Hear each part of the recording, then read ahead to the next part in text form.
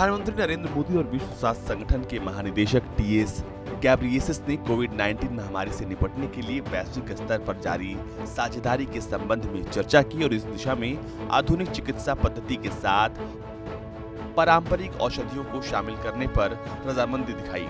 प्रधानमंत्री कार्यालय द्वारा जारी बयान के अनुसार प्रधानमंत्री मोदी ने विश्व स्वास्थ्य संगठन के प्रमुख से फोन पर बात की और महामारी से निपटने के लिए वैश्विक साझेदारी के समन्वय में संगठन की महत्वपूर्ण भूमिका की प्रशंसा की।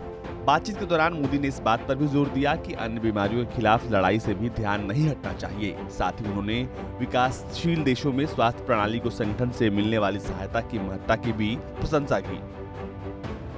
प्रधानमंत्री कार्यालय ने बताया कि WHO प्रमुख ने संगठन और भारतीय स्वास्थ्य प्राधिकार के बीच करीबी और नियमित साझेदारी पर जोर दिया और आयुष्मान भारत और क्षय रोग के खिलाफ अभियान जैसे घरेलू कदमों की प्रशंसा की। उन्होंने कहा कि वैश्विक स्वास्थ्य के संबंध में भारत को महत्वपूर्ण भूमिका निभानी है। बयान में कहा गया कि प्रधानमंत्री और WHO प्रमुख के बीच पारंपरिक औषधि प्रणाली को लेकर सकारात्मक बातचीत हुई। खासतौर से दुनिया भर के लोगों का स्वास्थ्य बेहतर करने और उनके रोग प्रतिरोधक क्षमता को बढ़ाने के संदर्भ में इस पर बातचीत हुई। प्रधानमंत्री ने बातचीत के दौरान संगठन के प्रमुख को बताया कि कोविड-19 के लिए आयुर्वेद थीम के आधार पर 13 नवंबर को देश में आयुर्वेद दिवस मनाया जाना है। बाद में ट्वीट कर विश्व स्वास्थ्य संगठन के प्रमुख ने विभिन्न बातों और प्रयासों के लिए प्रधानमंत्री नरेंद्र मोदी का धन्यवाद दिया।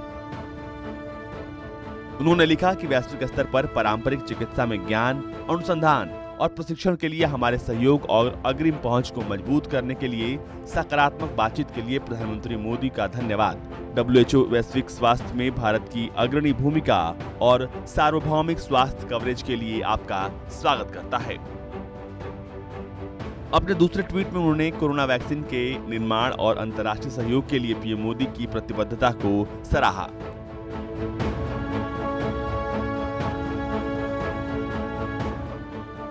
आपको बता दें कि मौजूदा समय में भारत में कोविड-19 के मामले बुधवार को 86 लाख के पार चले गए। वहीं 80.13 लाख लोगों के संक्रमण मुक्त होने के बाद देश में मरीजों के ठीक होने की दर बढ़कर 92.89% हो गई। केंद्रीय स्वास्थ्य मंत्रालय की ओर से जारी किए गए आंकड़ों के अनुसार 24 घंटे में 44,281 नए मामले सामने आने के बाद देश में संक्रमण के मामले बढ़कर 86,36,011 हो गए हैं।